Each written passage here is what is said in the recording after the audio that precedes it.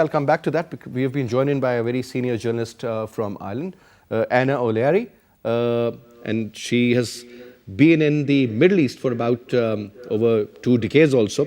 Thank you very much, Anna, for taking out the time and talking to us. Good evening, Mr. Faisal. Anna, first of all, very interesting. We have with us in our studio, Anna, the Excellency, the Ambassador of Palestine to Islamabad. And first of all, your take on this very, I would say, controversial decision taken by Donald Trump regarding converting Jerusalem as the capital of Israel, and this is where they will be building their new embassy. Your take, Anna? I see it as a provocation, a total provocation. It's unbelievable that America stands by Israel in every misdemeanor. Everything is contrary to UN resolutions that is going on. It's a deliberate plan to cause as much pain, as much turmoil as possible in the Middle East. This move by Trump is set to undermine the international consensus on how to proceed in resolving the conflict. Palestinian people are being obliterated by Israel. That the world stands by and watches this, and I've listened to His Excellency talking about the killing of families, the killing of children. Let's talk about the kidnapping of the children. Do you realize that the Israelis are the biggest sellers of organs worldwide?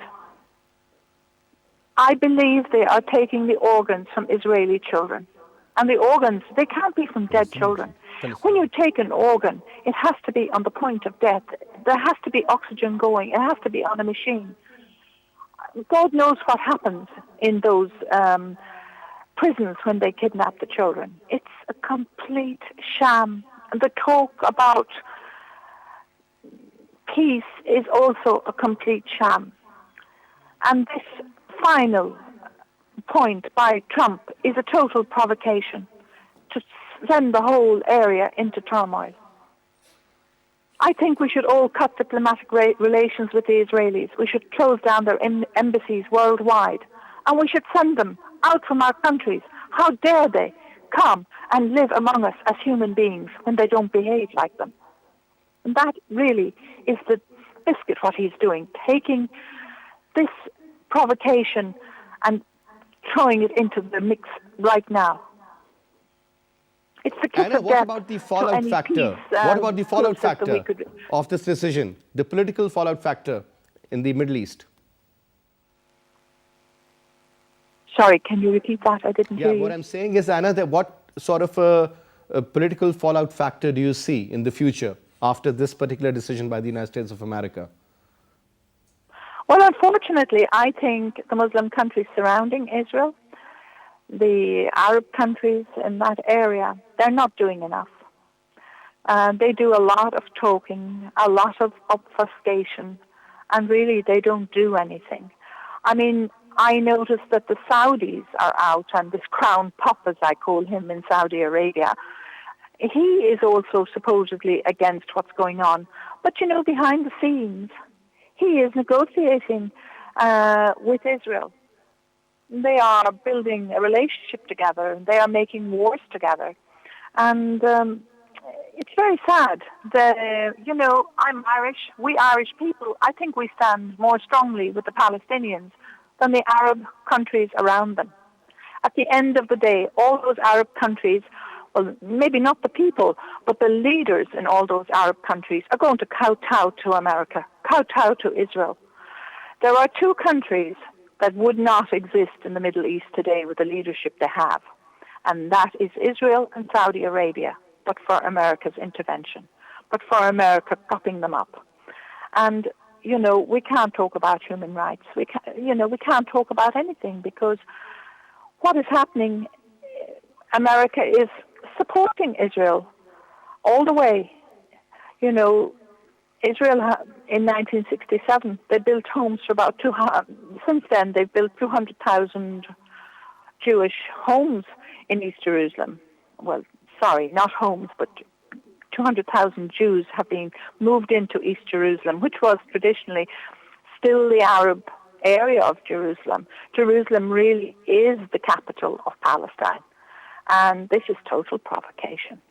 By recognizing Jerusalem, the political fallout is that Israel, having Jerusalem as its capital, will reinforce Israel's position that these settlements, and the settlement really is stolen land, that in East Jerusalem, this stolen land is now valid. He is validating it by making Jerusalem the capital of Israel. Can you make a country?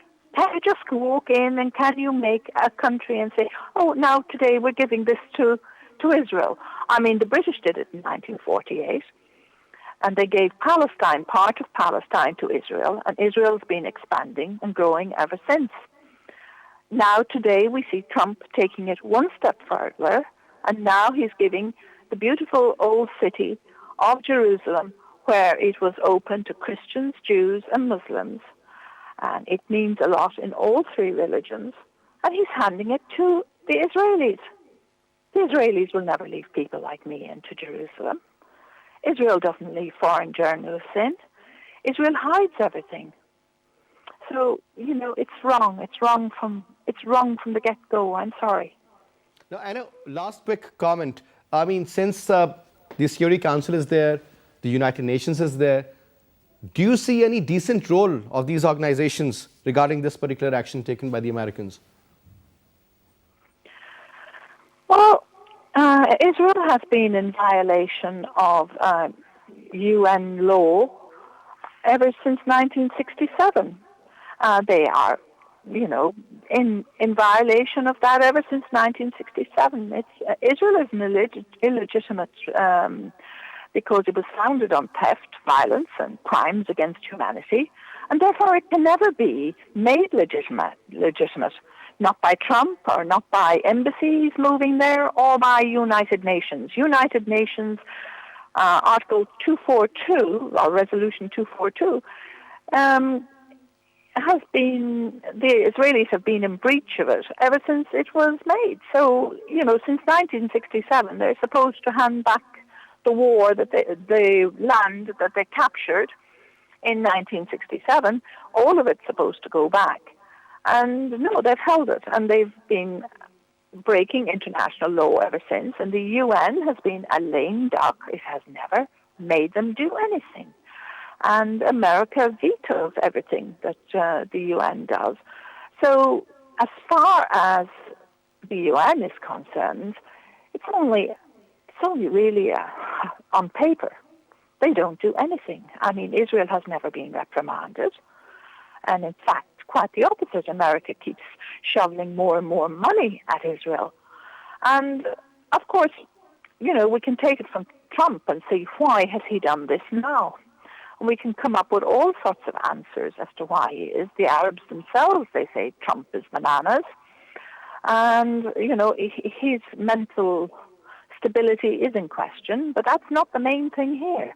Newsweek has revealed a scandal on his son-in-law, Jared Kushner, because he failed to disclose his co-directorship of a foundation funding illegal Jewish colonies in the West Bank when he filed his financial records with the Office of the Government Ethics Office this year.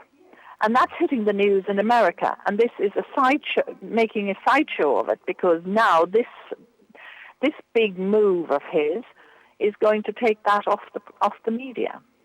So there's method in his madness, shall we say. And, you know, all those Jewish colonies, well, they don't want to hand them back, or colonies that they call settlements. And all peace negotiations have never come to anything, because America totally supports the Al Saud in Saudi Arabia and the madmen that run Tel Aviv, the murderers, the criminals. That's my take on it. All right. Thank you very much, Anna, for talking to us and taking out your time. That was Anna O'Leary, a senior journalist from Ireland.